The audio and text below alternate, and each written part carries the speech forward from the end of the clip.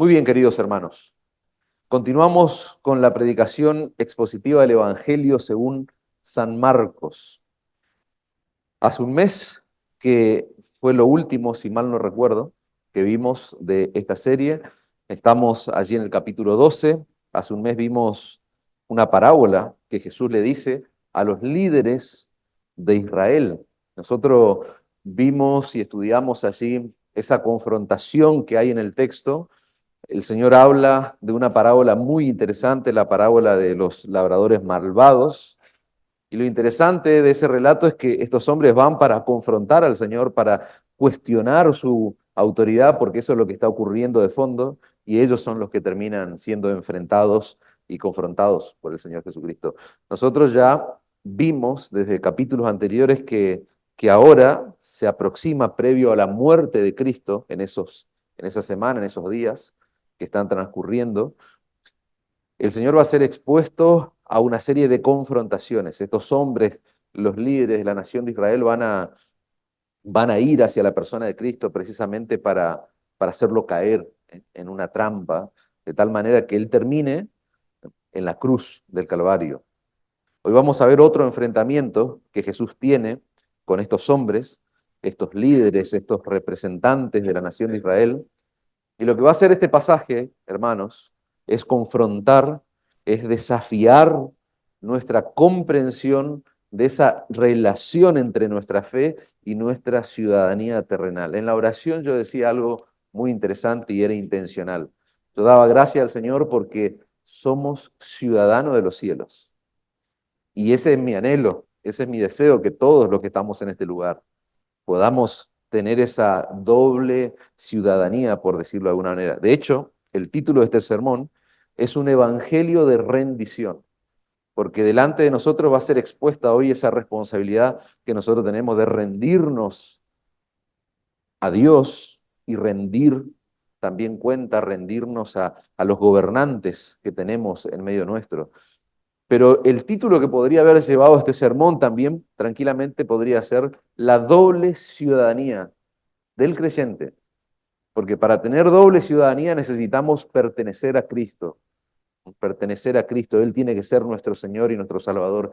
Y eso ocurre cuando el pecador acude a Cristo en arrepentimiento y fe. Mientras tanto, no tiene doble ciudadanía, pertenece a este mundo caído, a este mundo corrompido. Por eso le decían, es mi deseo que todos los que estamos en este lugar tengamos esa doble ciudadanía que pone de manifiesto la responsabilidad que nosotros tenemos para con el gobierno humano al cual somos sometidos y a nuestro gran Dios y Salvador. Lo que va a hacer Jesús es dar respuesta a una pregunta tramposa que le hacen estos hombres, y de esa respuesta magistral, porque vamos a ver que en una oración Él confronta a estos hombres y a nosotros nos aclara el compromiso que nosotros tenemos en este mundo mientras somos ciudadanos de este mundo, pero siendo ciudadanos de los cielos. En esa respuesta nosotros vamos a ver principios fundamentales, elementales, podríamos decir, sobre nuestra doble ciudadanía como cristianos. La respuesta que Jesús le da a estos hombres nos va a mostrar la importancia de vivir precisamente en rendición a nuestras autoridades humanas y a nuestro Señor y Salvador Jesucristo. Amén. Una vez más, leemos el pasaje, aprovechando que no es un pasaje extenso. Dice Marcos que le enviaron a Jesús algunos de los fariseos y de los herodianos. Marcos está hablando de quienes, los que son enviados a confrontar a Jesús, son parte de esa corte suprema de la nación de Israel, son los líderes judíos. Y fíjense la intención de ir hacia Jesús. Dice, para que les sorprendiesen en alguna palabra. En otras palabras, valga la redundancia, el texto está diciendo que estos hombres fueron enviados para hacerlo caer al Señor y que que haya testigos de que Él habló y se equivocó. Esa sería la idea. Dice el verso 14, viniendo ellos, perdón, le dijeron, Maestro, sabemos que eres hombre veraz y que no te cuidas de nadie. La Biblia de las Américas dice, no buscas el favor de nadie porque eres imparcial. Dice, porque no miras la apariencia dice el texto, o el rostro de los hombres. Estos hombres le están diciendo, eres un hombre veraz, eres un hombre imparcial. Vos no te fijás si los que están siendo expuestos a tu enseñanza, a tu discurso, son ricos, son pobres, son blancos, son negros, son importantes, son personas comunes, etcétera, etcétera. Eso es el halago que le están haciendo al Señor. Dice, tú no miras el rostro de los hombres, sino que con verdad enseñas el camino de Dios. ¿Es lícito dar tributo a César o no? ¿Daremos o no daremos? Mas él, percibiendo la hipocresía de ellos, les dijo, ¿por qué me tentáis? Traedme la moneda para que la vea. Ellos se la trajeron y les dijo, ¿de quién es esta imagen y la inscripción? Ellos le dijeron, de César. Respondiendo Jesús les dijo, dad a César lo que es de César y a Dios lo que es de Dios, y se maravillaron de él. O sea, estos hombres que fueron a confrontar quedaron sorprendidos por la respuesta. Porque ahora vamos a ver que hay contenida en una oración en 16 palabras allí, son 10 en el idioma original, 16 traducida a nuestro español. En esa oración está contenida la sabiduría de Dios, está contenida la sabiduría de nuestro Señor Jesucristo. De hecho, dicen algunos teólogos, estudiosos, historiadores, que esto se ha transformado en una frase de impacto en la historia de la humanidad en términos políticos. Dad a César lo que es del César y a Dios lo que es de Dios. Probablemente antes de ser cristiano ya la habías escuchado esta frase y no sabías que era parte de la palabra de Dios. Para entrar en contexto, ¿no? Porque tal vez un mes en pausa de esta serie quizás ya nos hizo perder un poco dónde estamos parados, pero ustedes recuerden que esto está ocurriendo el día martes. El fin de semana, el día viernes, el Señor Jesucristo iba a ser crucificado. El día martes de esa semana de donde Él iba a ser sacrificado. 2 días después de esa entrada triunfal que el Señor tiene allí en Jerusalén, ¿se acuerdan cuál fue el recibimiento? Un recibimiento digno de un rey. Ellos se postraron ante Él, adoraron al Señor, lo reconocieron como Mesías. Esto está ocurriendo en el contexto del final, no solo de su vida, sino también, por supuesto, de su ministerio terrenal. Estos líderes religiosos estaban preocupados. A ellos les molestaba que la figura del Señor, la persona del Señor estaba generando popularidad, admiración. La gente lo seguía, estaba anonadada al escuchar al Señor. Y acuérdense que a estos hombres no le importaba tanto el corazón, si no le importaba la reputación, y la reputación de estos líderes estaba siendo puesta en jaque, estaba en riesgo frente a la popularidad del Señor. Entonces, ese es el móvil que hay detrás para tenderle todas las trampas que le van a hacer en esa semana final. El verso 13 dice que le enviaron a algunos de los fariseos y de los herodianos para que les sorprendiesen alguna palabra. La lenguaje actual dice, después de ser confrontados por esa parábola de los labradores malvados, mandaron a algunos de los fariseos y a unos partidarios del rey Herodes. Ahí ya nos está dando una perspectiva de quiénes eran los herodianos. Hay una clara distinción entre estos dos grupos, porque no eran grupos que se querían, no eran grupos que estaban de acuerdo. Pero fíjense qué increíble, porque en esta ocasión ellos forman una unidad para atacar al Señor. Dice que los fariseos y algunos partidarios del rey Herodes fueron a ponerle una trampa al Señor Jesús, dice la traducción. Fíjense que esto nos sale de una improvisación. Claramente Marcos nos plantea que hay un complot unificado entre estos grupos tan diferentes con el solo fin de atacar al Señor Jesucristo. Nosotros sabemos que los fariseos eran los líderes religiosos de la nación, ellos representaban lo que podríamos decir esa nacionalidad judía, el sentir, el espíritu nacionalista del pueblo judío. Ellos eran los defensores, podríamos decir, de la soberanía nacional de Israel. Y acuérdense que Israel ahora está bajo un imperio, que es el imperio romano, y estos fariseos tienen que vivir en esa generación, en esa época, bajo el imperio, y eso era algo que a ellos lamentaban. Por eso ellos querían un Mesías con poder político y militar que los libere de ese imperio en el que ellos estaban. Los herodianos, ¿quiénes eran? Los herodianos apoyaban ciegamente ¿a quién? Al rey Herodes. Y eran considerados por los fariseos los vendepatria, por decirlo de alguna manera. Y Herodes, ¿quién era? Era un títere que el imperio romano había puesto como rey de la nación de Israel.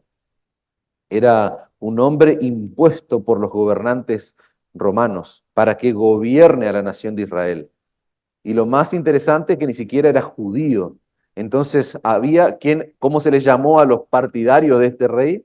Los herodianos. Y claramente había conflicto, tensión entre estas dos facciones. Como les dije, eran tan diferentes, pero ellos tenían algo en común. Ambos grupos odiaban a Jesús y lo veían al Señor como una amenaza. Para los fariseos, Jesús era una amenaza para la agenda religiosa, podríamos decir. Ustedes recuerden que ellos imponían reglas y tradiciones humanas sobre la nación de Israel. Ellos trabajaban en el aspecto religioso del pueblo, pero los herodianos lo veían a Jesús como una amenaza y un problema para la agenda política que ellos tenían, porque ellos estaban detrás de apoyando ese liderazgo, ese gobierno, ¿no es cierto?, impuesto por el Imperio Romano. Y el objetivo era poner al Señor Jesucristo, tanto herodianos como fariseos, ellos querían poner a Cristo en una posición religiosa, perdón, una posición peligrosa, perdón, delante del pueblo y delante de las autoridades romanas. Por eso ahora vamos a ver que la pregunta es muy tramposa. Pero ellos no van a Cristo, como han hecho en otras ocasiones, acusándolo, sino que en esta oportunidad lo que ellos van a hacer es utilizar lo que podríamos decir el halago, la adulación. Ellos van a poner en marcha toda la maquinaria, podríamos decir, de hipocresía que los caracterizaba. Ellos van a adular, porque ellos piensan que adulándolo lo van a tener en sus manos. Y el Señor con su palabra va a caer y ahí sí, Él va a ser apresado. Ellos eran tan necios que ellos pensaban que adulándolo a Jesús, Él podía caer en su trampa. Dice el verso 14, viniendo a ellos, le dijeron, Maestro, sabemos que eres hombre veraz, que no te cuidas de nadie, porque no miras la apariencia de los hombres, sino que con verdad enseñas el camino de Dios. Eso que están haciendo estos hombres, hermanos, es el más alto reconocimiento, es el más grande reconocimiento, el halago más grande que se le puede decir a alguien que se considera predicador de la palabra de Dios. El Señor Jesucristo no vino a hablar de psicología, Él vino a entregar el mensaje del reino de Dios. Entonces ellos están halagándolo, lo están adulando. Pero nosotros sabemos, y el Señor Jesucristo lo sabe, que detrás de esos halagos hay hipocresía y hay engaño. Aunque lo que ellos están diciendo, lo que ellos están describiendo de Jesucristo, era en verdad. Y no solamente que el Señor era eso, sino que era mucho más que eso. Pero yo quisiera desglosar un poquito el halago que hacen estos hombres. Ellos están reconociendo que a Jesús como qué, como maestro. Y al hacer eso, al hacer ese reconocimiento, ellos están afirmando en cierta manera o reconociendo de manera implícita la autoridad de Jesús para enseñar, porque le dicen que Él es un maestro veraz. Y es muy curioso lo que están haciendo estos hombres, porque no hace falta ser muy inteligente para darse cuenta que hay hipocresía. ¿Por qué? Porque horas antes ellos están cuestionando, ¿se acuerdan qué cosa? Su autoridad, al punto que el Señor habla de los labradores malvados. ¿Quién te da esta autoridad? ¿Por qué vos haces esto? Lo estudiamos ya hace un mes atrás. O sea, los hombres que están cuestionando la autoridad del Señor ahora, minutos o horas después, están reconociendo su autoridad. Están reconociéndolo como maestro. Es muy llamativo, ¿no? Es curioso. Dice, eres hombre veraz. Ellos están afirmando que Jesús es un hombre que tiene integridad de carácter. Esa expresión hombre veraz habla de la integridad que caracteriza a los verdaderos maestros. Ellos están hablando de un hombre que es el fiel reflejo de lo que enseña, un maestro que vive lo que predica. Entonces se entiende por qué este es el halago que quisieran recibir todos aquellos que enseñan la palabra de Dios. No te cuidas de nadie porque no miras la apariencia de los hombres. La Biblia de las Américas dice, no buscas el favor de nadie porque eres imparcial. Y fíjense que esa palabra es muy interesante que traduce esa versión de las Escrituras. La palabra griega que hay detrás de esa palabra que se traduce a nuestro idioma como imparcial, significa lisa y llanamente que Jesús era alguien que no mira el rostro de los hombres. Eso es lo que diría literalmente, si tuviéramos que traducirlo literal del idioma original. Ellos le están diciendo, tú eres alguien que no mira el rostro de los hombres. La idea que hay detrás es que ellos están reconociendo que cuando Jesús enseña como todo maestro veraz, Él dice lo que tiene que decir, enseña lo que tiene que enseñar, sin importar quién está delante de él. Si es importante, si una persona común y corriente, si un pobre, si un rico, no. Tú eres imparcial, esa es la idea. Con verdad enseñas el camino de Dios y esa es la última adulación, es como para poner allí la frutilla del postre de estos halagos. Verdadero maestro, un hombre íntegro en su carácter, un hombre imparcial que no acomoda su enseñanza según su audiencia, y por último, ellos están reconociendo y están apuntando al contenido de la enseñanza. ¿Por qué? Porque tú eres un hombre que enseña la verdad de Dios, es lo que están diciendo. Uno puede ser un gran maestro, puede ser un hombre íntegro en su carácter, puede ser un hombre imparcial también, pero el contenido de su enseñanza puede no ser verdad. O sea, ¿se va entendiendo? Lo que distingue a un verdadero maestro es el contenido de su enseñanza. Ellos están haciendo la distinción claramente precisa de quién era Jesús. Ellos están cerrando este halago diciendo que Él es alguien que enseña la verdad de Dios. Y con ese halago, repito, Jesús era eso y mucho más, estos hombres tan necios pensaron que podían atrapar a Jesús con sus palabras. Y ahora van directamente a la trampa. Después del halago viene la trampa, dice, es lícito en el mismo pasaje. Verso 14 estamos leyendo, ¿es lícito dar tributo a César o no? ¿Daremos o no daremos? Otras traducciones van a decir, ¿pagaremos o no pagaremos? Ese tributo era un denario por cabeza. Un denario, o sea, no estamos hablando de un tributo, eh, de un pago, de un impuesto enorme. La queja y el enojo de los judíos no era porque el tributo o el impuesto que ellos debían pagar era abismal, no. Ese tributo era un denario por cabeza que todo adulto joven de Israel tenía que pagar anualmente. No estamos hablando de un tributo que tenía que ser pagado semanalmente, mensualmente, no, era una vez al año. Un denario, para tener noción, era lo que ganaba un obrero en una viña por un día de trabajo. Entonces vayan poniendo en sus mentes en claro estos conceptos, ¿no? Los romanos usaban ese tributo, el imperio usaba este tributo como una especie de censo para tener censada a la población, para tener una idea y dimensión del tamaño del pueblo judío. Y como les dije, los judíos odiaban ese impuesto por lo que ese impuesto representaba para la nación, no por el valor económico en sí. Ese impuesto venía a ser un recordatorio para ellos de que ellos estaban bajo el dominio de Roma. Y eso no solamente era un problema que tenía que ver con la independencia nacional de ellos, con la soberanía nacional, que por eso abogaban los fariseos, sino que también implicaba un serio problema teológico o religioso, podríamos decir. Era un problema político y un problema religioso a la vez. Y quiero que veamos un poquito por qué era un problema político.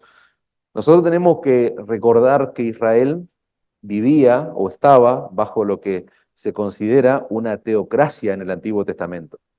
Eso significaba que al final de cuentas, ¿quién era el verdadero rey? ¿Quién era la verdadera autoridad? Dios. Dios era el verdadero rey de Israel. Y de ahí se derivan estos cuestionamientos, de ahí se derivan estas preguntas tramposas. Ellos le están diciendo, en otras palabras, al Señor Jesucristo: ¿es legítimo que nosotros paguemos un impuesto a este emperador, al César, según lo que dice la ley de Moisés? No está escrito literalmente, pero es lo que está ocurriendo de fondo y es la idea. Según lo que dice la ley, es decir, según lo que dice la palabra de Dios, ¿está bien? ¿Es legítimo que paguemos impuestos? ¿Debemos someternos a un gobierno pagano? ¿Debemos someternos a un gobierno idólatra? ¿Acaso eso no sería como un atentado o no sería ir en contra de nuestro verdadero rey, y ese rey es Dios? Es un poco lo que hay detrás de ese planteo. Ellos eran conscientes, hermanos, de que ellos habían perdido su soberanía y ahora tenían que rendirse ante el poder de un imperio pagano. Y eso representaba para ellos un problema político. Por eso lo que Jesús podía responder, su respuesta iba a ser determinante frente al pueblo y frente a las autoridades romanas. Pero también había un problema religioso, yo les decía. ¿Por qué? Porque esa moneda que ellos debían pagar como tributo, adivinen la cara de quién llevaba impresa. La cara de un emperador que era Tiberio, Tiberio, perdón, un emperador de turno, y esa moneda tenía una inscripción que decía Tiberio César, y acá quiero la atención, hijo del divino Augusto. Ahí está el problema religioso de estos hombres. La moneda decía, en otras palabras, que Tiberio era el hijo de Dios, hijo del divino Augusto. Y al otro lado de la moneda había una inscripción que señalaba a Tiberio como el sumo pontífice del Imperio Romano. O sea, imagínense eso en la mente de un judío en esa generación, en ese siglo, lo que significaba. Esa moneda para ellos era un elemento de idolatría. ¿Por qué? Porque le estaba atribuyendo al emperador características, cualidades divinas. Los judíos no solamente odiaban el impuesto, el hecho de tener, eso era un recordatorio de que ellos estaban bajo ese imperio, sino que odiaban la moneda también. Para ellos era una clara violación a la ley de Moisés. Para ellos era una clara violación a los mandatos del Decálogo. No tendrás dioses ajenos delante de mí. No te harás imágenes. Ese era el problema religioso que había detrás. Y para entender un poco más acerca del contexto, hermanos, en el año 6 después de Cristo, se había levantado allí en la ciudad de Galilea una revuelta contra Roma, justamente por el pago de ese impuesto. Se había levantado, se había generado como una revolución. En el año 6, o sea que el Señor tenía unos 6 años aproximadamente. 60 años después, en el año 66 aproximadamente, se iba a levantar en Israel otra revuelta, otra revolución. Adivinen por qué, por la misma razón, por el pago de ese impuesto. O sea que estos hombres van y confrontan al Señor no con un tema secundario para la nación, era un tema candente. Era imposible tocar ese tema y no despertar emociones en los judíos. Y acuérdense que la ciudad de Jerusalén se triplicaba y hasta se cuadruplicaba en esa semana, porque era una semana festiva. Entonces venían judíos de todos lados y estaban allí multitudes observando, presenciando lo que está ocurriendo. Cuando le preguntan esto a Jesús, había miles y miles de personas allí que fueron a celebrar la Pascua. Si había una época del año donde el nacionalismo, el sentir del pueblo judío estaba a flor de piel, esa era la época, la fiesta de la Pascua. Y la pregunta que le hacen al Señor Jesús claramente es una trampa mortal según lo que ellos entiendan. Ellos creen que para Jesús va a ser una trampa mortal, porque si Jesús respondía que sí, que era legítimo, él iba a quedar expuesto ante el pueblo como quien, como el que hace 2 días había sido recibido como el Mesías, como el rey, iba a ser un traidor. Iba a ser un traidor que se había rendido ante el poder de Roma. Pero si él respondía que no, ¿de qué iba a ser acusado? De generar una revolución entre toda la multitud. O perdía la popularidad o perdía la vida, una de dos es lo que están buscando esta gente. Pero nosotros sabemos por el testimonio de la palabra de Dios que es imposible hacer caer en una trampa a aquel que según Pablo dice es la sabiduría encarnada de Dios. Ellos no sabían quién era Jesús en realidad. Ellos estaban queriendo engañar a aquel que es la sabiduría personificada. Dice Colosenses capítulo 2, versículo 13, el apóstol Pablo acerca de Cristo. En él están escondidos todos los tesoros de la sabiduría y del conocimiento. A ese hombre quieren engañar. Fíjense que el diálogo sigue avanzando, hermano. Versículo 15. Mas él, percibiendo la hipocresía de ellos, les dijo, ¿por qué me tentáis? Traedme la moneda para que la vea. Mas él, percibiendo la hipocresía de ellos, les dijo, perdón, traedme la moneda para que la vea. Verso 16. Ellos se la trajeron y le dijeron, ¿de quién es esta imagen y la inscripción? Ellos dicen, de César. Respondiendo Jesús le dijo, dad a César lo que es del César y a Dios lo que es de Dios, y estos hombres se maravillaron. Ahí está contenido, hermano, en esa última frase, el énfasis, lo que decíamos al principio, la proposición de este pasaje, de este sermón. Nosotros, como cristianos, tenemos una gran responsabilidad para con el gobierno que tenemos sobre nosotros y para con Dios.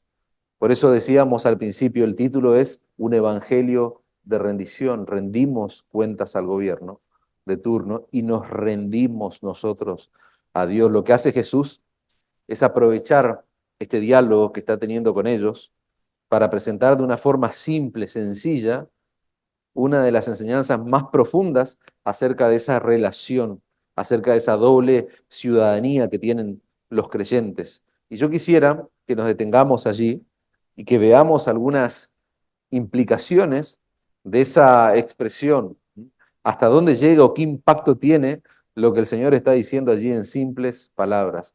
Pero como les dije al principio, una respuesta claramente magistral del Señor. Dad a César lo que es de César. En primer lugar, de una manera muy sabia, el Señor Jesús está diciendo claramente que César no es Dios. ¿Qué decía la moneda? Le atribuía características divinas, ¿no es cierto?, al emperador, pero el Señor está diciendo, dad a César lo que es del César y a Dios lo que es de Dios. El César no es Dios. No obstante, lo que el Señor está enseñándole a estos hombres es que debemos respetar y obedecer los gobiernos humanos. Y claramente se ve en el texto, más allá del disgusto que generaba esto para los judíos, debemos apoyar no solo de palabras, sino con hechos, por ejemplo, pagando el tributo, pagando el impuesto. Eso es lo que se deriva de la enseñanza. Lo que hace Jesús es reconocer la legitimidad de los gobiernos humanos, incluso de un gobierno pagano como el de Roma. El Señor está diciendo, este gobierno es legítimo, más allá de que a ustedes no les guste. Un gobierno pagano como este. Y ahí es donde nosotros podemos bajar el pasaje a tierra y pensar y entender que los gobiernos, mal que nos pese a nuestra mente, a nuestro corazón, y vaya a saber la ideología política que cada uno pueda tener, los gobiernos son una estructura de poder que fue diseñada puntualmente y específicamente por Dios para el beneficio de las diferentes naciones. A pesar de lo corrompido, hermanos, que está el mundo en el que nosotros vivimos es un mundo corrompido, es un mundo caído, pero claramente es un mundo donde nosotros podemos ver estructuras de gobierno que son sólidas y que actúan en beneficio de un pueblo, de una nación o de varias naciones. Como dice un autor, siempre será mejor estar bajo la autoridad de un gobierno, incluso de un mal gobierno, que estar sin gobierno, lo que sería una anarquía. Cuando se destituye el gobierno, no hay una autoridad. Nosotros no vemos a la luz de la Escritura que el plan de Dios para el gobierno de las naciones sea una anarquía. De hecho, la anarquía es la ausencia de gobierno, dice una definición, es la ausencia total de una estructura de gobierno. Ausencia de autoridad, ausencia de normas. Otra definición dice, es un estado desprovisto de un principio que da dirección, que da rumbo.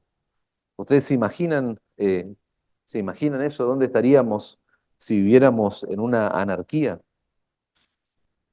¿Cuáles son las condiciones en las que Cristo vino al mundo? Es una pregunta que a nosotros, los creyentes del siglo XXI, eh, debemos reflexionar y pensar en esto.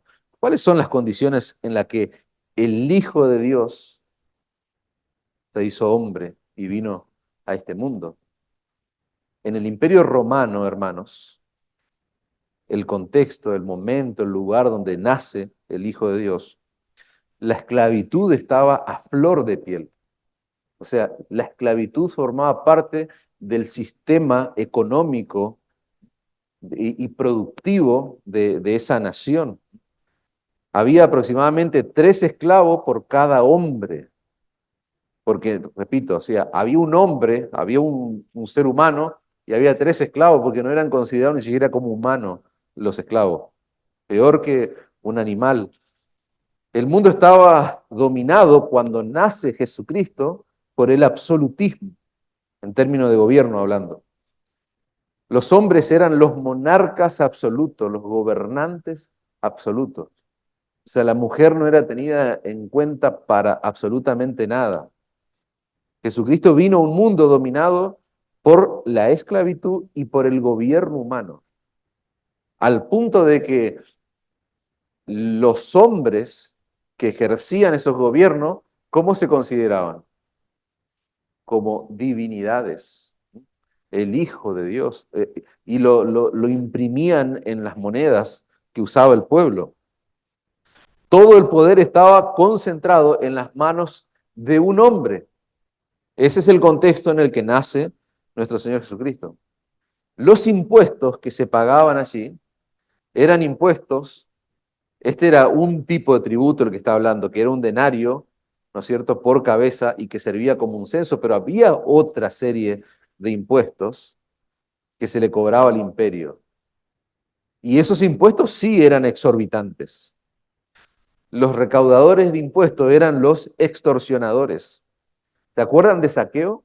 Cuando él se convierte inmediatamente, ¿qué es lo que piensa Zaqueo cuando pasa a ser del Señor? Él va y devuelve todo lo que había extorsionado, todo lo que había robado, entre comillas. O sea, había impuestos injustos y había claramente no solamente un gobierno pagano, sino un gobierno injusto. Cuando Jesús vino, los judíos estaban, dijimos, sometidos al gobierno de Roma, no tenían privilegio, no tenían voz ni voto en ese gobierno, al punto de que su rey o el que gobernaba la nación de Israel era puesto por el imperio romano. Por eso esa distinción entre fariseos y herodianos. Y podríamos seguir, y nos llevaría mucho tiempo, pero esas son las condiciones para que ustedes tengan en mente cuáles eran las características que rodeaban al mundo al que vino Jesús. ¿Y qué dijo el Señor Jesús? ¿Qué le dijo a estos hombres? ¿Qué dice en su palabra? Dada al César, ¿qué cosa? Las cosas que son de César. O sea, dada al César lo que es del César. Unos 30 años más tarde, Pablo va a escribir a los cristianos que se encuentran, ¿dónde? En Roma, y va a decir en Romanos capítulo 13, verso 1, sométase toda persona a las autoridades superiores, porque no hay autoridad sino de parte de Dios. Y las que hay por Dios han sido establecidas. Romanos 13:6, el mismo pasaje, perdón, el mismo capítulo, 5 pasajes más adelante, va a decir, pues por esto pagáis también tributos, por esto pagáis impuestos, porque son servidores de Dios que atienden continuamente a esto mismo. O sea, Pablo, ¿qué es lo que está diciendo Pablo? Sométanse al gobierno y paguen sus impuestos. Es lo que está diciendo Pablo 30 años después de que Jesús emite estas palabras. Pero ambos están diciendo lo mismo, porque es lo que está diciendo Jesús cuando dice, dad al César lo que es el César. Sométanse al gobierno y paguen los impuestos.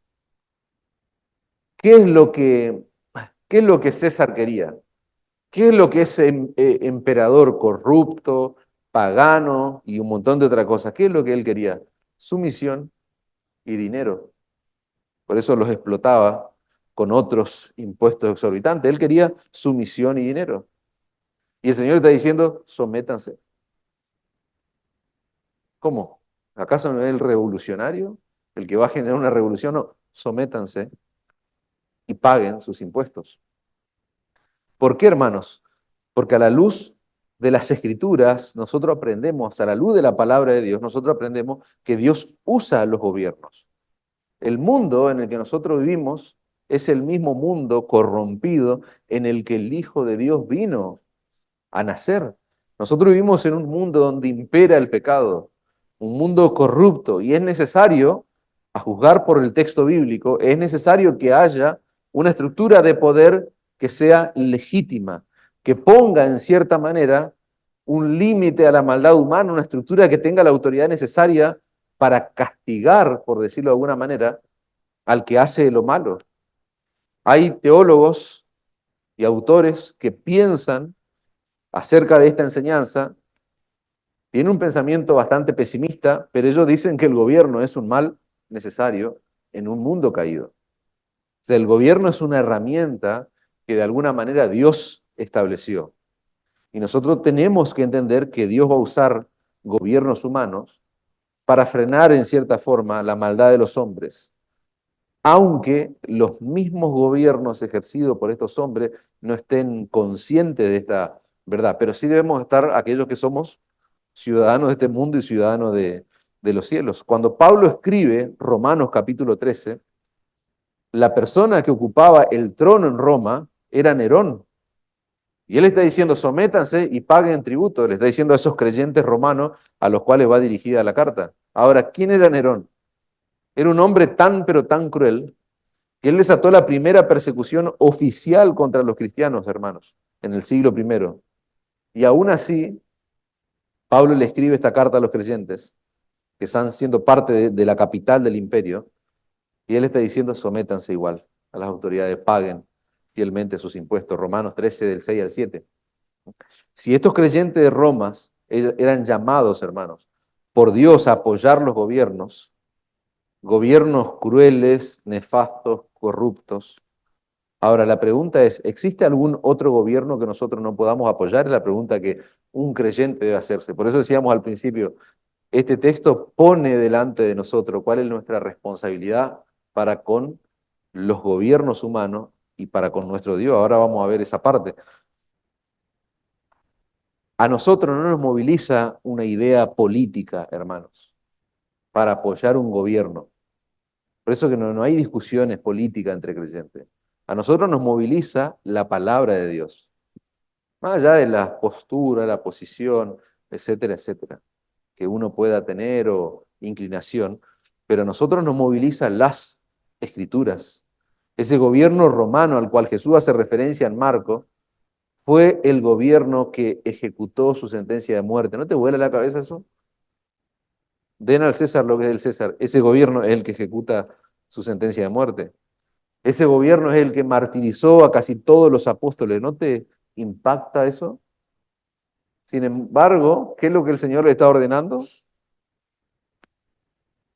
Paguen sus impuestos, apoyen al gobierno. Jesús está diciendo, paguen los impuestos. Y lo curioso de todo, dice un autor esto, Jesús ordena pagar los impuestos y lo más llamativo, lo más impactante de esa orden es que el salario de aquellas personas que lo iban a castigar y que lo iban a colgar y que lo iban a traspasar de sus manos y sus pies, el salario de esos hombres, adivinen de dónde salió, del impuesto que pagaban los judíos. Y él está promoviendo eso. Es increíble cómo Dios lleva a cabo sus planes, pero es el plan redentor de Dios llevándose a cabo, aún en esta simple confrontación. ¿Cuál es la idea, hermanos? Paguemos nuestros impuestos, apoyemos al gobierno, no porque hacen lo correcto, sino porque la existencia de un gobierno refleja el carácter de Dios. Y la existencia de un gobierno refleja que el plan de Dios se lleva a cabo. Y lo que pasó con Cristo es es un claro ejemplo de eso. Refleja el plan de Dios, el diseño de Dios. ¿Para qué? Para un mundo caído. Entonces ya no mires más el gobierno que tenemos en nuestro país desde una perspectiva política. Míralo desde la perspectiva de la palabra de Dios. Míralo y que el lente para eso sean las escrituras, que el filtro sea la escritura. Yo sé que nosotros vivimos en un contexto sumamente complejo como nación, con los políticos que tenemos en nuestro país, con la corrupción que tenemos en nuestro país. Es difícil entender a cabalidad este tipo de principios. Y no me sorprendería que en muchos de ustedes este tipo de enseñanza confronte sus ideas, pero como cristianos, hermanos, nosotros tenemos que tener la plena convicción, la absoluta convicción de que Dios va a tratar con cada uno de esos políticos que en muchos casos han arruinado nuestro país. O sea, nosotros tenemos que saber que Dios va a tratar con cada político corrupto, con cada político mentiroso, con cada político que ha usado esa posición de poder, que si no hubiese, esa autoridad vino de parte de Dios, no es que Él se la ganó, eso es lo que piensan los hombres, pero nosotros como cristianos sabemos que Dios en su tribunal, esta gente va a rendir cuenta, van a pagar por lo que hicieron, si fueron corruptos, si hicieron daño al pueblo, a la nación, si usaron esa posición de autoridad para su beneficio personal, ¿no? Cada centavo que robaron. Nosotros somos pioneros en el mundo, hoy lamentablemente, por tener tal vez el periodo anterior uno de los gobiernos más corruptos, ¿no? Del continente, por decirlo de alguna manera. Los niveles los altos índices que tenemos de corrupción son abismales según algunos entendidos en la materia. Pero yo como creyente, y vos como creyente tenés que saber, que esos que hoy cobran millones y millones, jubilaciones de privilegio y tantas otras cosas, un día van a dar cuenta delante del Señor. Van a dar cuenta. Hasta que eso suceda, tu responsabilidad, mi responsabilidad, es dada al César lo que es del César. Es apoyar y sostener al gobierno. Pero también vos y yo tenemos que saber que la autoridad delegada del gobierno es limitada por la suprema autoridad de quién, de aquel que es el origen de todo poder, dominio y autoridad. Repito, la autoridad delegada del gobierno civil, del gobierno al cual nos sometemos, es limitada por la suprema autoridad de Dios. Si la obediencia al César, si la obediencia a mi gobernante entra en conflicto con la suprema autoridad de Dios, yo debo obedecer a Dios antes que a los hombres. Hechos capítulo 5, versículo 29, lo pueden anotar allí. Los cristianos no podemos dar a nadie nuestra máxima lealtad, excepto, hermanos, a Dios. Él está por encima de todos los reyes y gobernantes de este mundo. Él está por encima de todos los presidentes, por encima de cualquier gobierno humano. Nosotros debemos tener la valentía, hermanos, de vivir y predicar a la luz de esa realidad. No importa lo que eso cueste. Repito, nosotros tenemos que pedirle al Señor valentía para vivir y predicar a la luz de esa realidad. ¿Qué hicieron los creyentes de la iglesia primitiva cuando fueron amenazados por el gobierno de turno? Cuando fueron amenazados por las autoridades. ¿Se acuerdan? Hechos capítulo 4, versículo 23. Se reunieron a orar y pidieron a Dios sabiduría, pidieron a Dios inteligencia, no, pidieron a Dios coraje y valentía. Hechos capítulo 4, 23 dice, fueron puestos en libertad los apóstoles, vinieron a lo suyo, contaron todo lo que los principales sacerdotes y los ancianos le habían dicho. Y ellos, habiéndolo oído, alzaron unánime la voz a Dios y dijeron, soberano Señor, tú eres el Dios que hiciste el cielo y la tierra, el mar y todo lo que en ellos hay. Que de boca de David tu siervo dijiste, ¿por qué se amotinan la gente y los pueblos piensan cosas vanas? Se reunieron los reyes de la tierra y los príncipes se juntaron en una contra el Señor y contra su Cristo.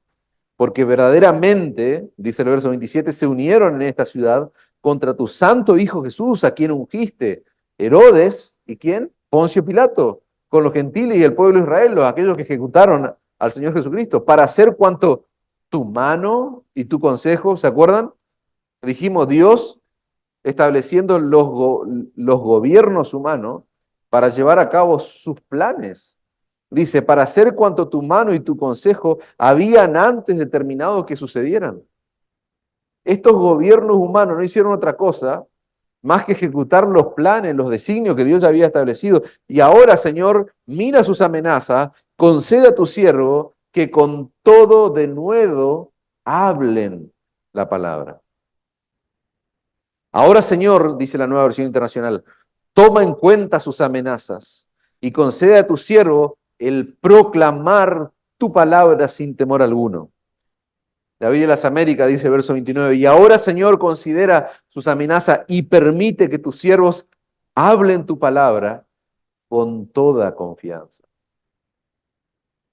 Tremendo, hermanos. O sea, no siempre es fácil ser un buen ciudadano de dos reinos. Un creyente es ciudadano de dos reinos. Pero cuando tengamos que escoger entre una lealtad y la otra, no hay duda. Yo no pido sabiduría para saber lo que tengo que hacer. Cuando se trata de mi lealtad, hermanos, nosotros sabemos lo que tenemos que hacer y pidamos a Dios confianza, valor, valentía, coraje. Esa es la idea. Aplicación. Es posible que en muy pocos años, no sé, no estoy diciendo nada, no quiero sonar falso profeta, pero digo, es muy posible, hermano, que en algunos años nos impidan criar a nuestros hijos bajo el consejo de las Escrituras, bajo el consejo de la palabra de Dios. Eso no sería una locura. O sea, en este momento, en otro lado del mundo, en el otro rincón del mundo, o sea, si te agarran con una Biblia, sos puesto preso, o te matan, o hacen, vaya a saber, las cantidades de aberraciones que le hacen a muchos cristianos. Durante el gobierno anterior, no tengo esta información, la verdad que no sé este gobierno cómo se postula, pero durante el gobierno anterior se implementaron leyes que prácticamente le enseñaban a niños educación sexual integral en las escuelas. Niños infantes que ni siquiera estaban en la escuela primaria, ya de la etapa inicial. ¿Y qué es lo que nosotros tenemos que hacer ahí? Necesitamos valor, valentía, ¿para qué? Para pararnos frente a ese tipo de aberraciones a las cuales fueron expuestos muchos niños durante la gestión anterior, durante el gobierno anterior. Nosotros estamos en un mundo caído, dijimos, en un mundo corrupto, que lo que quiere hacer es destruir el corazón y la mente de la persona, y cuando más temprano lo pueda hacer, mejor, porque es propicio para este tipo de gobiernos. Pero nosotros, todo aquello que ponga en jaque nuestra lealtad contra Dios, nos paramos. Debemos tener determinación, y eso es algo que tenemos que pedirle al Señor. No sabiduría, sino valor, determinación, confianza. Solo por poner algunos ejemplos, hermanos. Da a Dios lo que es de Dios, va a decir el Señor Jesús. Y la pregunta que uno puede hacerse, bueno, me quedó claro, y acá entramos en la parte ya, segunda parte del sermón, ya para poner nuestra mente en el lugar que debe estar puesto. Yo creo que quedó claro nuestro compromiso para con los gobiernos humanos. Quedó claro lo que es dar al César lo que es del César. Pero el Señor no terminó ahí su oración. Su frase célebre, que impactó a la historia, les decía yo, que se ha usado en esferas políticas, el Señor está hablando de darle a Dios lo que es de Dios. Y ahí hay una pregunta que nosotros tenemos que hacernos. ¿Qué tengo que darle a Dios? ¿El diezmo será? ¿Eh? ¿Será que el diezmo es un impuesto o algo? ¿Qué es lo que le pertenece a Dios? ¿Qué pasaba con el tributo que hay que darle a César? ¿Tenía la imagen de quién? Del emperador. La imagen del César le correspondía a él, algo que le pertenecía a él. Si tuviéramos que hacer una traducción literal de esa expresión, el Señor estaría diciendo, devuélvanle al César lo que es de él. O sea, devuélvanle, denle a Él lo que le pertenece a Él. Bueno, ahora, ¿qué es lo que le pertenece a Dios? La pregunta es, ¿en qué moneda fue impresa la imagen de Dios? ¿Dónde está impresa la imagen de Dios? ¿Qué es lo que lleva su imagen? Y eso que lleva su imagen, démosle a Él, porque le pertenece a Él. Todos nosotros, vos y yo, desde el más pequeñito que está acá en la sala hasta el más grande, lleva impresa la imagen de Dios. Jesús le está diciendo, en otras palabras, devuélvanle a César esa moneda, porque esa moneda lleva su imagen, pero denle a Dios por entero sus vidas. ¿Por qué? Porque Dios imprimió su imagen en sus almas, y eso es lo que Dios hizo con nosotros. La moneda, en la moneda estaba grabada la imagen del César. Bueno, la imagen de Dios, dice la Escritura, se encuentra impresa en todos nosotros. ¿Por qué? Porque vos fuiste creado por Dios. Vos fuiste creado a su imagen y semejanza. Vos fuiste creado para la gloria de Dios. Eso es lo que dice la palabra. Entonces, Génesis 1:26, entonces dijo Dios, hagamos al hombre a nuestra imagen, conforme a nuestra semejanza, señoree en los peces del mar, en las aves de los cielos, en las bestias, en toda la tierra y en todo animal que se arrastra sobre la tierra. Y verso 27 dice, y creó Dios al hombre a imagen de Dios los creó, varón y hembra los creó. Todos los animales, todas las plantas fueron creados según su género, según su especie. Pero el hombre, hermano, fue creado según Dios. El hombre fue creado a imagen de Dios. El universo entero refleja la gloria de Dios, dice el salmista en el Salmo 19:1. Los cielos cuentan la gloria de Dios, el firmamento anuncia la obra de sus manos. Pero nada de eso, ni los cielos ni el firmamento fueron hechos a imagen de Dios. Ni siquiera los animales, hermano. Por más que los defensores que hoy tienen todos los animales puedan decir, vaya a saber cuántas cosas, o quieran convencernos de lo contrario. No, no, un animal no fue hecho a imagen, es hermoso, nos encantan los animales, pero el ser humano fue hecho a imagen de Dios. El hombre es el único ser del planeta que lleva impresa la imagen de Dios. Vos tenés intelecto, tenés voluntad, tenés emociones. Tenemos una conciencia, hermano, que nos ayuda a distinguir entre lo que es bueno y lo que es malo. Tenemos una conciencia que nos ayuda a discernir lo correcto del error, lo verdadero de lo que está equivocado, lo justo de lo injusto. Y todo eso, ¿por qué? Porque está la imagen de Dios en nosotros. Por lo cual, hermanos, todo ser humano se debe por entero a Dios.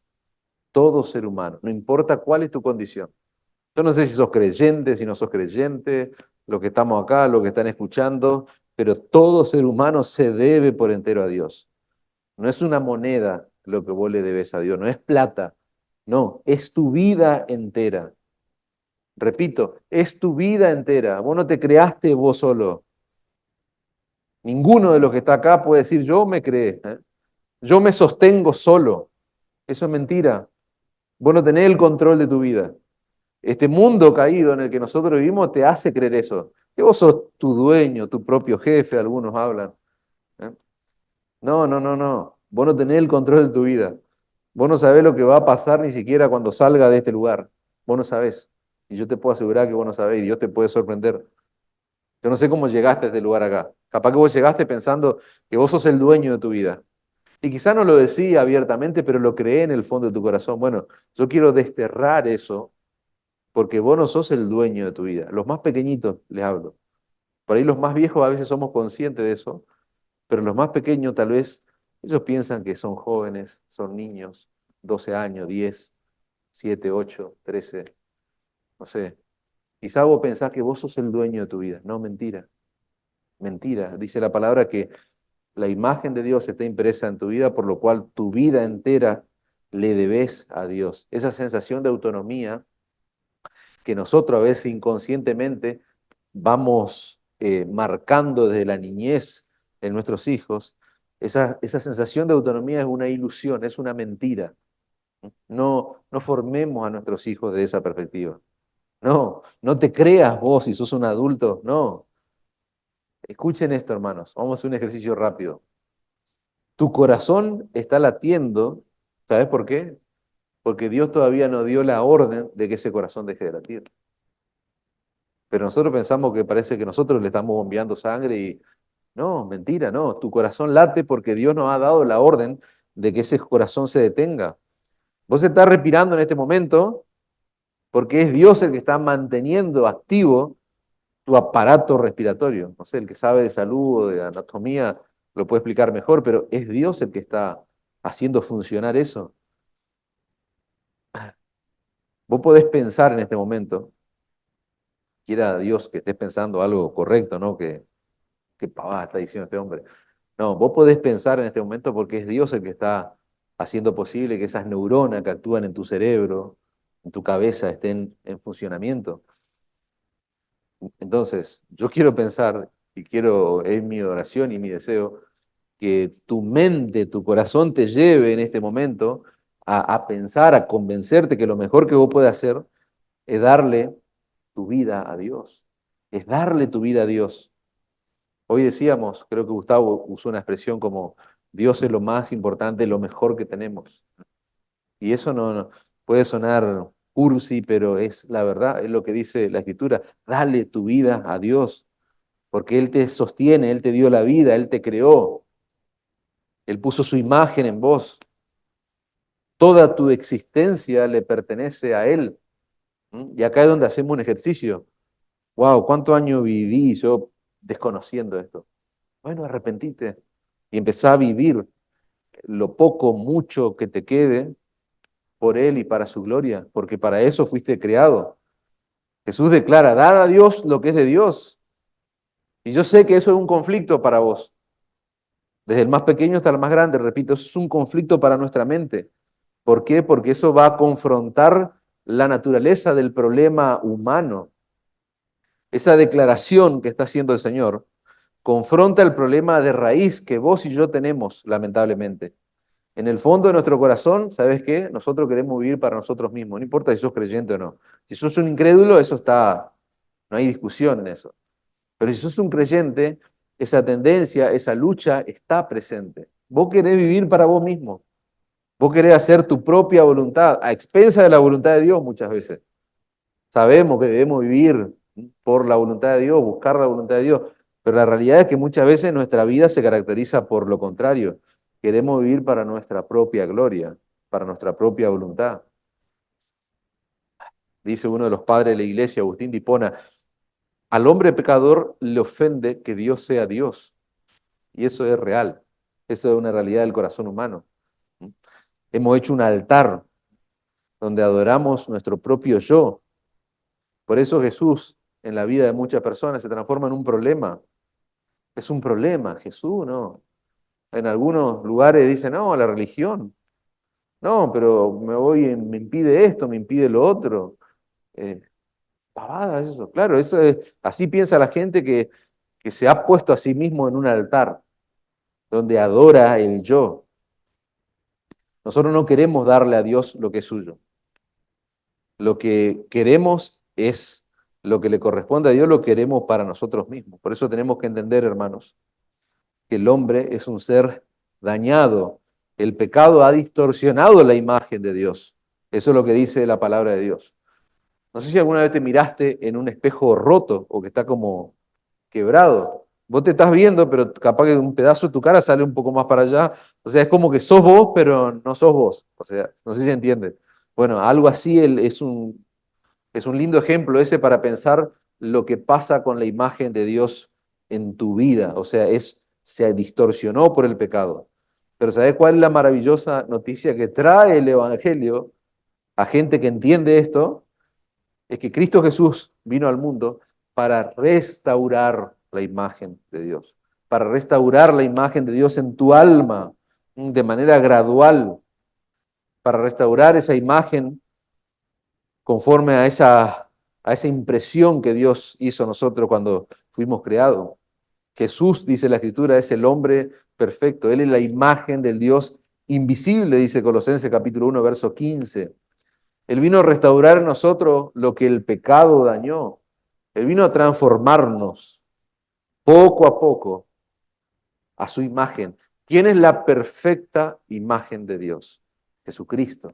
Él es la perfecta imagen de Dios. Bueno, Él vino a restaurar esa imagen en nosotros. Dice Romanos 8:29, porque a los que antes conoció, también los predestinó para que fuesen hechos conforme a la imagen de su Hijo, para que Él sea el primogénito entre muchos hermanos. ¿Saben lo que Dios está haciendo en la vida del creyente? Lo está puliendo para hacernos cada vez más como Jesús. Y cuando eso ocurre, nosotros estamos capacitados, nosotros estamos en condiciones de poder darle a Dios lo que es de Dios. Si vos no entendés eso, es imposible que le puedas dar tu vida a Dios en retribución por lo que Él ha hecho. Primera de Juan 3:2, amados, ahora somos hijos de Dios y aún no se ha manifestado lo que hemos de ser. Pero sabemos que cuando Él se manifieste seremos semejantes a Él, porque le veremos tal como Él es. Esa obra de restauración, hermano, nunca va a ser perfecta de este lado de la eternidad, pero un día va a ser perfeccionada, lo que está diciendo Juan, cuando nuestro Señor y Salvador Jesucristo regrese en gloria. Dice ahí Juan, seremos como Él es. Repito, dale a Dios lo que es de Dios, sin restricciones, sin reservas, sin limitaciones. Amén. Conclusión, hermanos. Rápidamente, 3 consideraciones finales. Dijimos, no existe autoridad humana en este mundo que no, esa autoridad, valga la redundancia, no se derive de la autoridad de Dios mismo. No existe autoridad humana que no haya sido delegada por Dios. Juan 19, versículo 9, va a decir, Pilato dijo a Jesús, ¿de dónde eres tú? Mas Jesús no le dio respuesta. Entonces le dijo Pilato, ¿a mí no me hablas? ¿No sabes que tengo autoridad para crucificarte y tengo autoridad para soltarte? Respondió Jesús, ninguna autoridad tendrías contra mí si no fuera dada de arriba. Cuando nosotros proclamamos, hermanos, que Jesús es el Señor, nosotros estamos confesando que Él es nuestra máxima autoridad. Jesús es el Señor no es un cliché, no es algo que decimos por tradición, no. Jesús es el Señor, es la afirmación más gloriosa que pueda haber. ¿Sabes por qué? Porque en el primer siglo, aquellos que decían Jesús es el Señor, no el César, Él es el Curius, Él es Dios, las cabezas rodaban, entregado ahí al Coliseo Romano, que sirvan para, ¿cómo es? Para distracción, entretenimiento del pueblo. Eso es lo que pasaba. Jesús el Señor no es algo que decimos porque suena lindo, no. Cuando nosotros decimos que Jesús el Señor, estamos confesando que Él es mi máxima autoridad. Él tiene poder sobre mi vida. No solamente en lo espiritual, sino con respecto a todas las cosas. Por eso te van a decir, vos te lavaron la cabeza. No, no es que me lavaron la cabeza. Jesús es mi Señor. Entonces yo ya no hago lo que antes hacía, no vivo como antes vivía. Pero no es por una cuestión religiosa, es por una cuestión política, es por una cuestión social, es por una cuestión trascendental, o sea, es mi vida. Entonces, si yo me someto a alguien, el que es Señor, controla toda tu vida. Entonces, yo no puedo hacer lo que yo antes hacía, porque yo ya no me controlo mi vida. Yo he desterrado el yo del centro de mi adoración. Ahora Jesucristo es puesto en ese lugar. Entonces, fíjense las implicaciones que tiene proclamar a Jesús como Señor. Decir que Jesús es el Señor es una declaración política, dice un autor, y es religiosa al mismo tiempo. Política y religiosa. ¿Por qué? Porque es subversivo, es revolucionario. ¿Y qué es lo que nosotros queremos? Que todo pecador que vive en este mundo se arrepienta y vaya a Cristo y lo confiese como su Señor. ¿Te das cuenta? Predicar el Evangelio es subversivo, es revolucionario, hermanos. Predicar el Evangelio es una acción revolucionaria, porque nosotros estamos pretendiendo, cuando proclamamos a Cristo como Señor y Salvador de los pecadores, nosotros estamos pretendiendo que esa persona cambie su lealtad y rompa con todos los dioses que tiene allí en su corazón y se someta pura y exclusivamente, únicamente a Jesús como el Rey soberano de su vida. Eso es revolucionario. Entonces, ¿querés ser un rebelde con causa? ¿Querés generar una revolución de verdad? Predicá el Evangelio, proclamá a Cristo, predicá el mensaje de la cruz. Hay muchas personas que son rebeldes tontos, digamos, rebeldes sin causa. ¿Querés hacer algo verdaderamente revolucionario?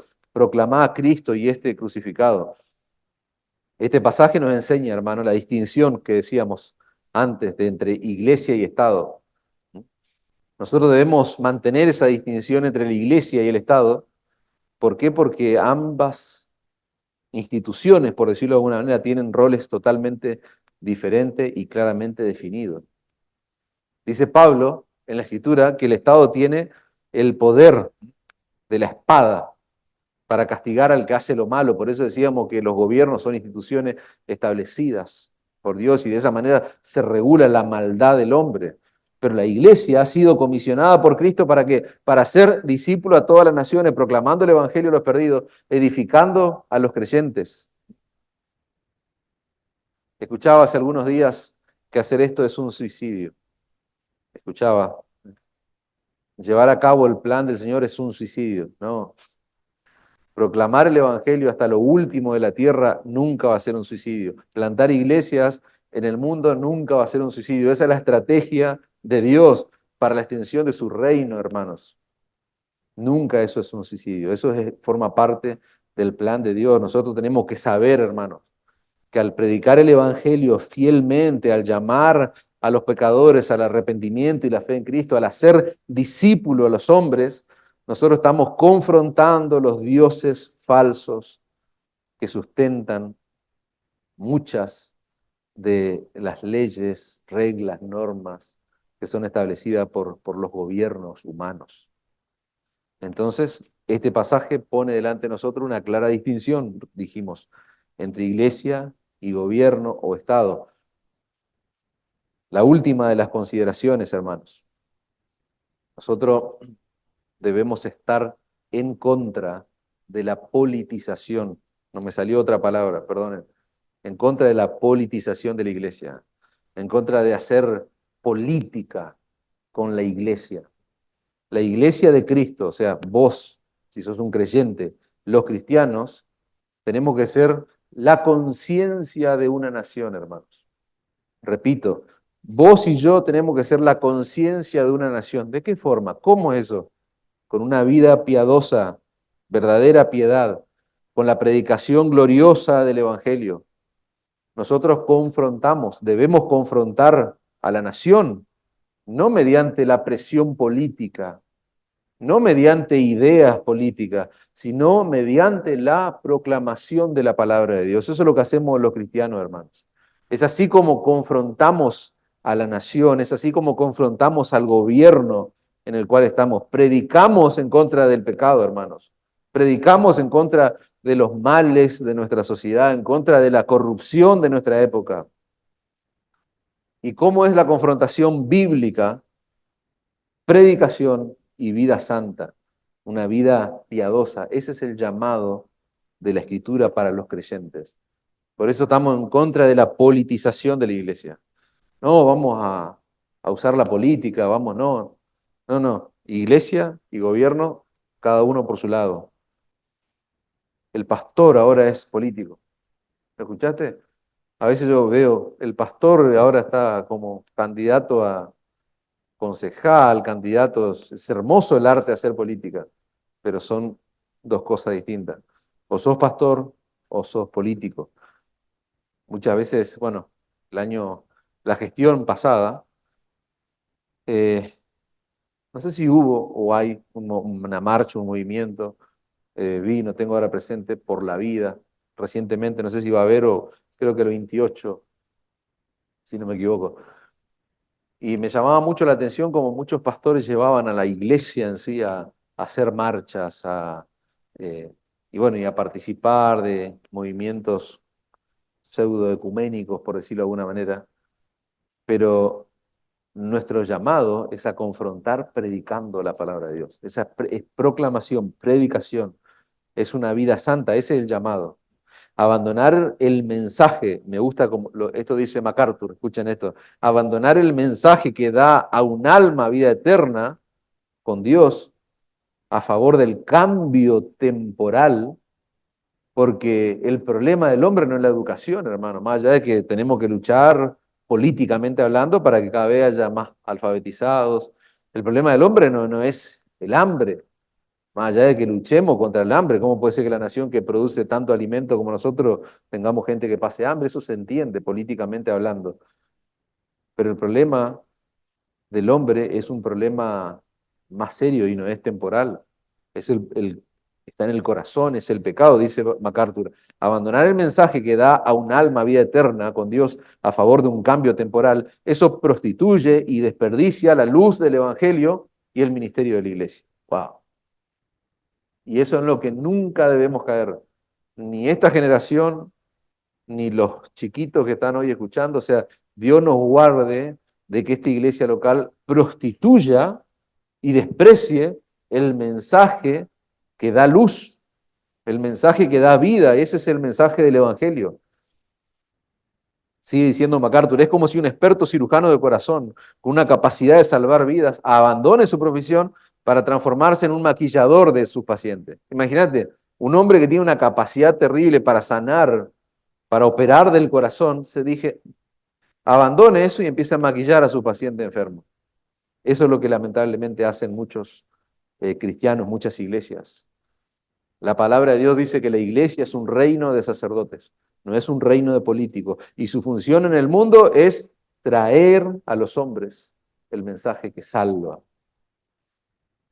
Y para finalizar, si estás en Cristo, si hoy estás en este lugar y Cristo no es tu Señor y tu Salvador, si vos nunca te viste como un pecador que necesita con urgencia la salvación que Jesucristo logró en la cruz del Calvario, estas palabras que dijo el Señor Jesús, esta oración, es para vos.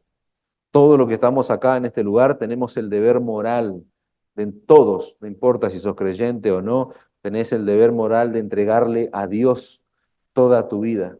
Por el simple ejercicio que hicimos hoy, vos no respirás por vos mismo, tu corazón no late por vos mismo, vos no sabés lo que te va a pasar cuando te vayas acá de este lugar, nadie sostiene su vida por sí mismo. No hay uno acá que pueda decir, yo me creé solo. No, todos los que estamos acá, al contrario, debemos levantar nuestra mano, parar y decir, necesito entregarle mi vida a Dios, necesito entregarme en absoluto, llevo la imagen de Dios impresa en mi alma, Él me creó para su gloria, Él me dio la posibilidad de poder conocerle, la posibilidad de tener una relación de amor con Él que trasciende cualquier otra relación que hayas tenido. No importa si tenés hijos, si no tenés hijos, si tenés esposo, si no tenés esposo. Si estoy en Cristo, yo estoy completo. La gente busca llenarse con cosas o con personas, pero Cristo es todo lo que un pecador necesita. ¿Sabe cómo termina toda esta historia? Lucas, el pasaje paralelo, Lucas 23:2 va a decir, fíjense lo que hicieron los fariseos. Ellos tuvieron que mentir, pero igual no pudieron con Cristo. Dice, y comenzaron a acusarle diciendo, a este hemos hallado que pervierte a la nación. Mentira. Si él dijo que le den a César lo que es del César, él no está generando una revolución. A este hemos hallado que pervierte a la nación y que prohíbe dar tributo al César, diciendo que él mismo es el Cristo, un rey. Jesús fue a morir a la cruz del Calvario, hermanos. Finalmente por la mentira, la barbaridad que dijeron estos hombres. Pero ¿saben qué? Al tercer día resucitó, para que pecadores culpables como vos, como yo, podamos ser perdonados y, ¿sabes qué? Restaurados a la imagen de Dios. Y algún día va a llegar un momento, no sabemos cuándo, pero el mundo entero, el universo entero, se va a postrar delante del Señor. Se va a postrar delante de Cristo y van a reconocer que solo Él es el Señor. Entonces no te resistas, quizás ahora no vas a reconocer que Él es el Señor, pero un día, cuando Él sea tu juez, ahí sí lo vas a reconocer, no va a haber chance. Por lo cual, el llamado, el clamor, el ruego de mi parte sigue siendo el mismo.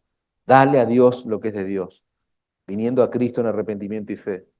Y toda la deuda, toda la miseria, todo el pecado que vos tengas, la deuda que tengas con la justicia de Dios, va a quedar cancelada, dice la Escritura. Que el Señor nos conceda a todos los que estamos en este lugar salir de esa puerta como ciudadanos de dos reinos. Amén.